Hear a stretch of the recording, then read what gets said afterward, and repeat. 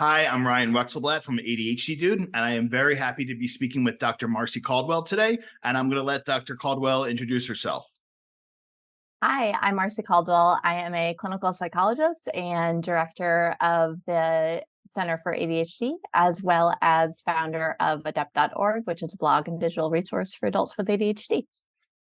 And thank you for joining us today. We are going to talk about parenting when you have ADHD yourself, because many of the parents who follow me on social media also have ADHD, and I have many parents of my membership site who also have ADHD. So I thought we can cover some really important and some common topics. So Dr. Caldwell, my question for you today is about parents who tend to second guess themselves. So I find a lot of parents with ADHD tend to second guess their parenting decisions when their child tries to, evoke some guilt or, says something to them when they're not getting their way and want to kind of, make that boundary go away when the parents, puts up a limit.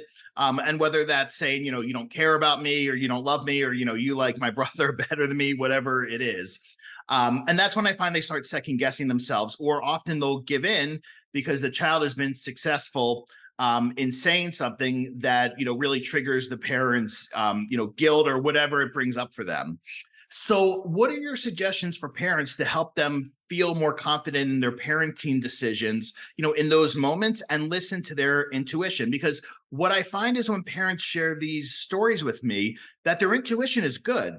And they were right. It's that these, comments that their kids say, that's what throws them off course. Mm-hmm. Yeah. Yeah, it's so common. And it's particularly common for folks with ADHD. And I think there's a really there's a fundamental difference that I think is responsible for a lot of this, which is temporal discounting. So all brains do some temporal discounting. What temporal discounting is this kind of overvaluing a present reward over a future reward, even if the rewards are the same. So for example, if I said, I'll give you $5 today or $10 a year from now, most people will take the $5 today, right? Because there's something about the immediacy of it that makes it more appealing. So even when the rewards are different, right, that is actually more reward in a year, we're like, we just want it today, right? And, the lottery is built on this principle. Right. And so that basic kind of construct of all brains is extra strong for ADHD brains and really, really hard to move away from. So that present reward, it looms really, really big. So when you think about what's happening when we set a boundary with our kids, right? We're going into a situation and we're saying, I'm going to do this hard thing now in order to get a future result later. And not only is that result later, but I kind of have this like vague sense of what that might be, right? Like I'm not totally clear on what's going to happen when I set this boundary, I think. But it's very clear the price I'm going to pay right now, right? And so the kid comes in and they see this and they know that maybe we're a little shaky on setting these boundaries. Maybe we've been a little shaky before. And so they know like, all I have to do is kind of amp this up a little bit and this boundary will go away, right? Makes perfect sense for them. Mm-hmm. And so they make things difficult, whether they throw a temper tantrum, whether they, say something about you as a parent or make you feel guilty or whatever it is, you're having to, in the moment, pay that price for this long-term future reward. And it's a really, really hard, it's not kind of apples and it is apples and oranges. It's not apples and apples, right? Like it's really hard for our brains to kind of hold those in equal measure because it feels terrible in the moment.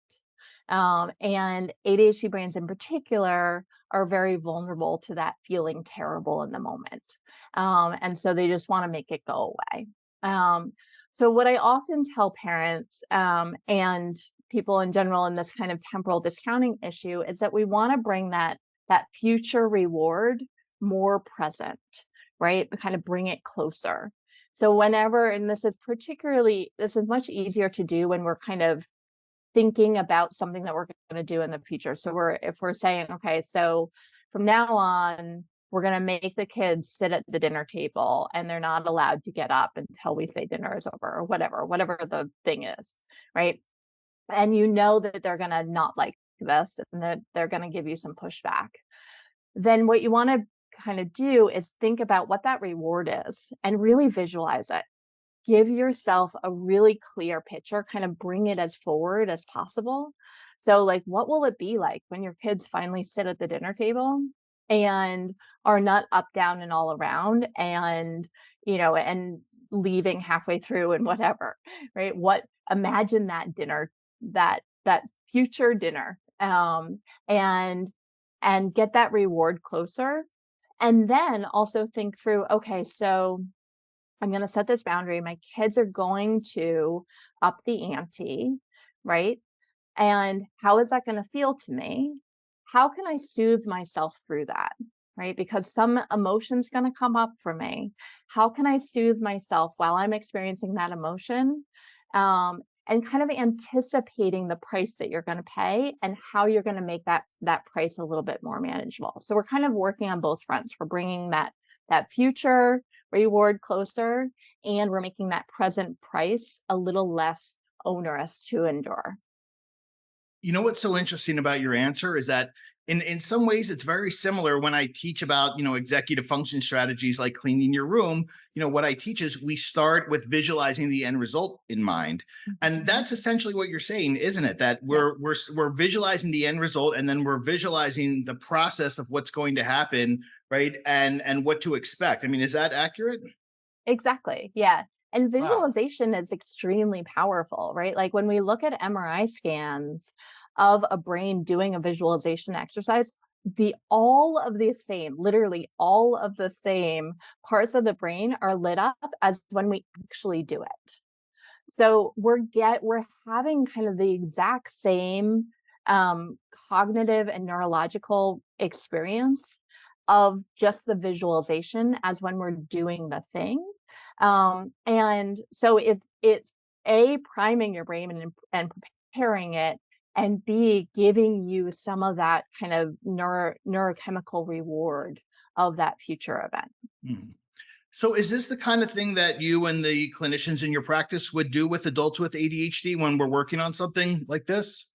Yeah, for sure. This is a lot of what we do. It is, kind of identifying those patterns that we want to that our parents want to change in their households, and then really working it through in terms of what's going to come up in terms of your own ADHD, and how do we manage that, right? Kind of looking at, because there are all the difficulties that come up with parenting in Mhm. general, right? For all parents, but then looking at it through that ADHD lens to see, well, what pieces of this are your ADHD, what pieces of this are just parenting in general, Mhm. and how do we make these parenting strategies that are tried and true and work incredibly well, how do we make them accessible for you with your ADHD, right?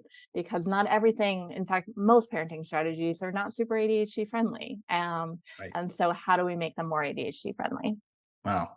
This is so incredibly helpful. Thank you so much for your time. Thank you. Thanks for having me. Where can we find you online?